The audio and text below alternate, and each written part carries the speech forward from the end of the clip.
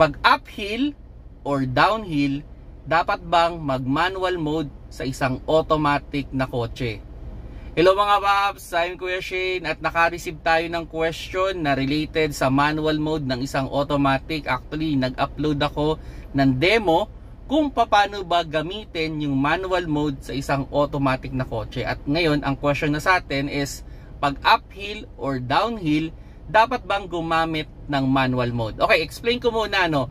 Pag naka-drive kasi tayo, tapos pababa yung kalsada, ang ginagawa ng ating sasakyan dyan ay pabilis siya ng pabilis. So, ang mangyayari, preno tayo ng preno. Ang problema mga paps, pag yung preno natin ay nag-init yan o na-overuse natin yan, there's a tendency na hindi na yan kumapit. So, yun yung problema. Pag naka-drive tayo na pababa na yung sasakyan na preno tayo ng preno. Now, ang problema din, pag naka-drive tayo tapos sobrang tarik nung ahon, there's a tendency na parang meron tayong bitin na may experience. Kasi ang problema kasi with automatic, nakabase siya sa speed tsaka doon sa RPM natin. So halimbawa, umaahon. Pag ahon niya, okay, kaya first gear. Tapos medyo magaan na, second gear ako. Ang mangyayari, tapos paano kung susunod na kalsada pa, mas ahon. So nag second gear siya, ibabalik niya ulit sa first gear. So ang effect, merong konting paghinto tsaka umabante. So kung naka manual mode tayo, yun na, maiiwasan na natin yung mga ganyang experience. Kasi tayo, as driver, nakikita natin kung ano yung susunod na kalsada. So for example, pababang kalsada, nilagay natin sa manual mode.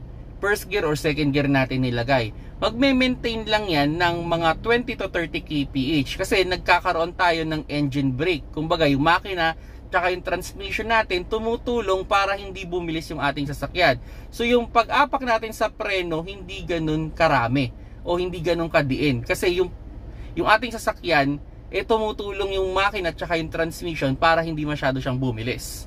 Okay, now ngayon sa ahon. So tayo nga as driver, nakikita natin kung ano yung susunod na terrain. Kasi halimbawa nakita natin sobrang ahon ito. Tapos yung susunod na ahon, mas ahon pa. So kung sa automatic yun, may tendency na mag second gear, tapos babalik niya lang ulit sa first gear.